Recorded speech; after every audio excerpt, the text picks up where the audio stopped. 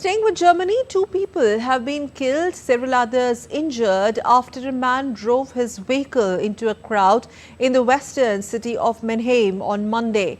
Remember, this is not an isolated incident, but the third car ramming incident in recent months in Germany after one each in Mannheim and Munich. The driver has been detained by the police. Authorities say he may have been psychologically unwell and did not appear to be politically or religiously motivated. Prosecutors have initiated investigative proceedings against the suspect, who is a 40-year-old German man from the neighboring state of Rhineland-Palatinate.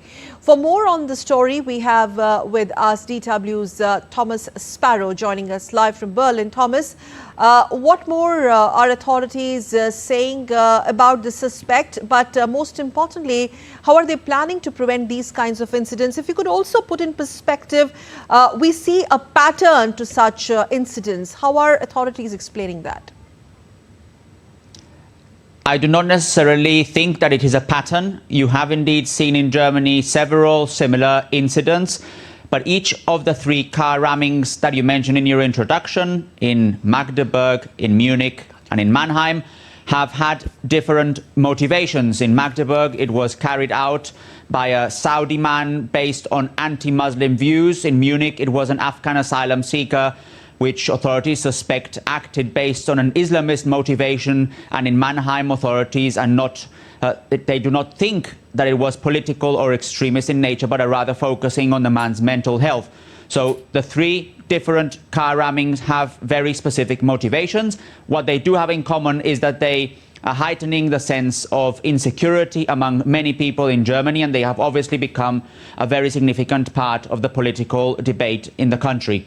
The motivation remains the most important element in the investigation, specifically if we talk about the case in Mannheim, because it's the motivation that will determine also the political reactions, both at a regional level and then obviously here in Berlin at a federal level. So the fact that authorities are focusing specifically on a mental health issue will probably determine also what kind of measures will be implemented in the next few days, in the next few weeks, to try and secure as much as possible German cities from these kinds of car rammings. Yeah.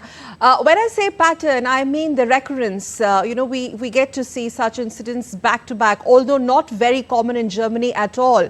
But these 3 incidents were not isolated. Having said that, Thomas, can you just explain us the impact that these incidents are having on the Germans and on the German authorities? What's the situation on ground? Well, the situation is one of concern, specifically because these are not the only security incidents that Germany has witnessed in recent months. There were also 2 knife stabbings recently, including one here in Berlin. And this has basically put the issue of security at the top of the political agenda.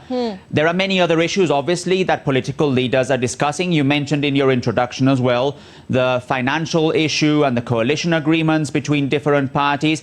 But part of these discussions is also how to make sure that they can make German cities more secure. Right. Authorities have stressed that it's impossible for them to make cities 100% secure and that they do not intend to turn German cities into fortresses. But at the same time, they are considering increasing, for example, police presence in public spaces, especially when a lot of people are said to be out and about. It's carnival season now in Germany, so indeed a lot of people are out and about.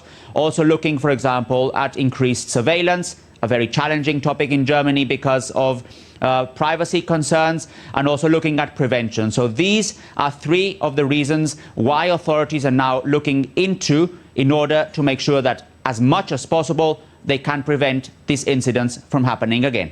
All right, we'll leave it there. Many thanks, Thomas Sparrow, for joining us live on that big story from Berlin. Thank you. And